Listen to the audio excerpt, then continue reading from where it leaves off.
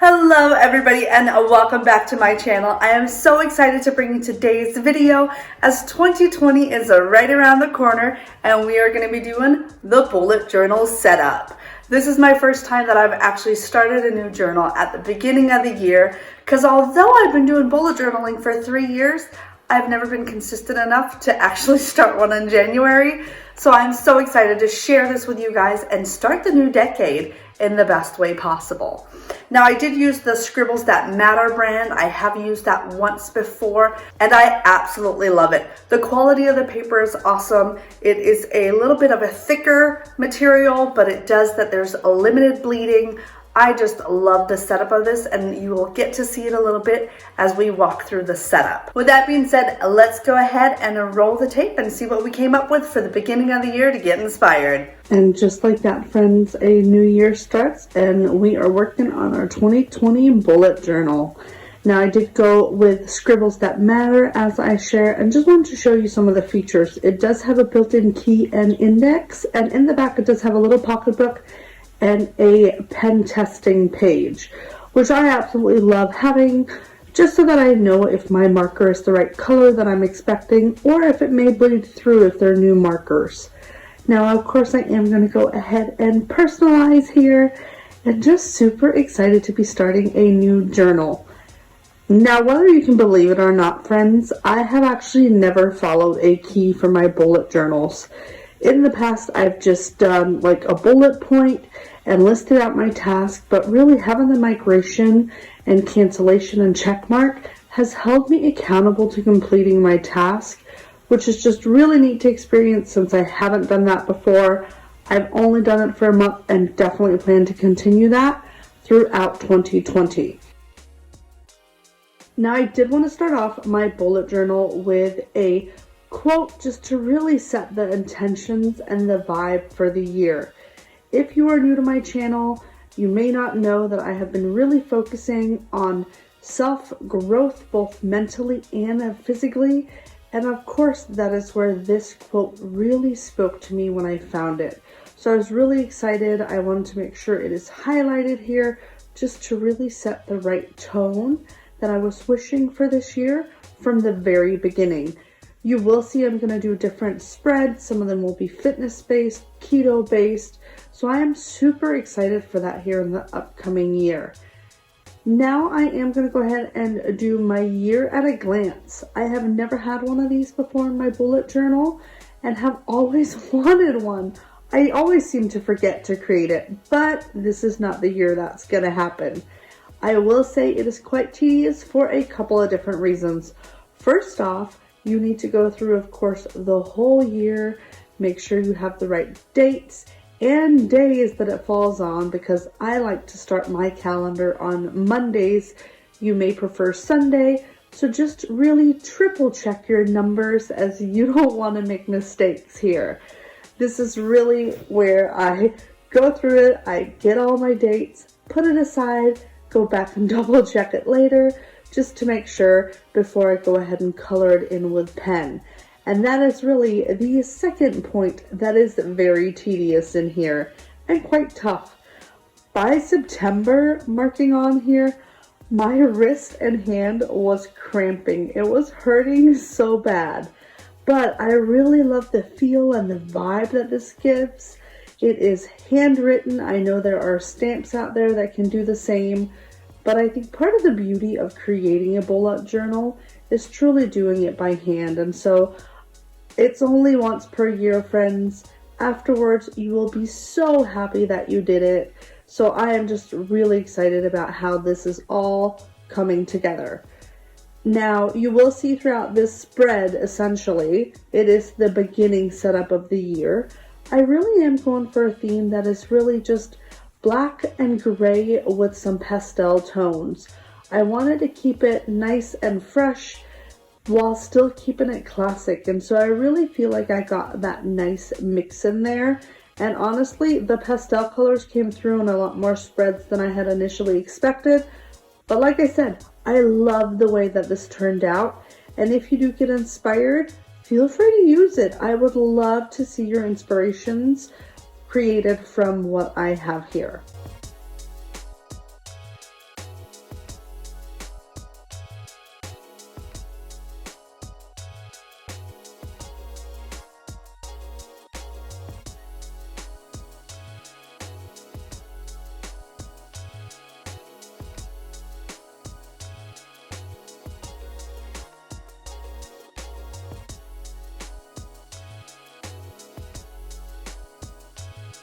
Whew, and we made it.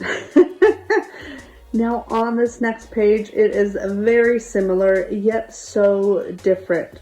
Because really, the year at a glance, you're using it as an overall platform where you can really just view the year at a glance. Where here I am creating my future log. If you're new to bullet journaling, you truly don't create your monthly planner until right before that month. So the future log is so important. I love putting doctor's appointments here, different events that I have with the kids. I just really find this so helpful to keep structure and to make sure that, of course, I keep my promises and appointments. But here I am going for a very similar look with the pastel colors. I did add a little pop of tape here just to really make it stand out even more. I do love washi tape from time to time, but not too overpowering. And then again, like I said, the pastel colors are coming into play. I just wanted to have a uniform look and really set the tone to where it meshed nicely. And of course, there will be a lot more vibes throughout the year, but I really like how this all came together. Again, with the dates, friends, make sure you are double checking and that your weeks that you are copying down are starting on a Sunday or a Monday, whichever you prefer, and that it is accurate for what you are putting in here. Again, a lot of work by hand, but I love the way it turns out.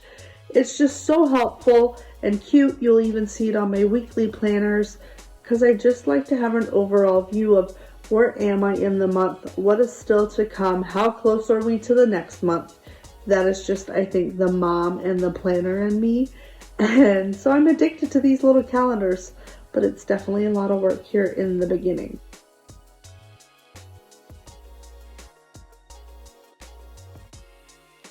And then just to wrap up this page, I did go back in with my gel white highlighter just to add a little extra pop. Now this page, friends, if you do not have it planned to be in your journal, make sure you do so because I have found it super helpful. It is the space grid outline essentially, where it shows how to break up your page. Now I only have it for how to half my page, put it into thirds and put it into quarters. I do use other grids than that, but it just really helps me with an overview because I always forget how many columns are on each, or dots, however you prefer to call them. But this is just super helpful throughout the year when you're getting creative with your spreads. Again, another tedious page. It really is just tedious when you are first setting up your journal. I do find it a lot easier when you're just working on your monthly spread. However, this is so important and so crucial, and I think it just really sets the tone for the upcoming year. So I personally enjoy it. I hope you do too. I think it's part of the creative aspect of really getting excited for the year. Now, I am a bit of a perfectionist, so there were a couple of mistakes that took place on this page, but I am learning to embrace it, and you'll see in the end that I do go back and I fix them with my gel pen, just because if I see a mistake, I will see it over and over again. Now I did use a red, green, and black marker on this page just so I can easily differentiate it, and I also did different patterns. So it just really helps me quickly have an overview of what stands out, what I'm working with in the future. I will definitely recommend making sure you have this spread on the left-hand side. It just makes it a lot easier when you are flipping back to it as you're working through it throughout the year. I do love the way that this comes together. It's still simplistic, even though it kind of looks overpowering, but it is simple enough to where I can really go in and get what I'm looking for. And of course, I do also add the cell numbers on here.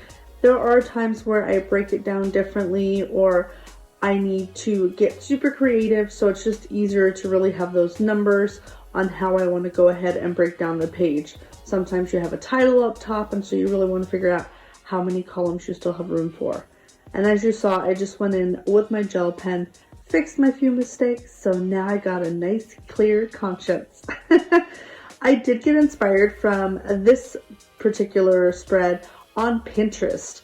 I really want to also focus on being grateful this year. I think I really need to slow down and stop being so hard on myself. So here I just wanted a page where I can go in, write down a few words of what I am grateful for throughout the year, and just remember to go back and fill that out from time to time. I think sometimes we overthink things and think we need to make these big elaborate things, where really we just need to slow down and take a moment to be appreciative and grateful.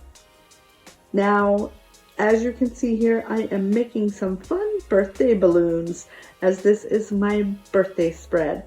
I really like how this turned out, and if you can believe it or not, the shape of this, if you are looking for it, is that of a Kinder Egg, which of course you can get anywhere, but I literally just took the half of the Kinder Egg from Target and used it as a balloon. So it worked out pretty nice in my opinion.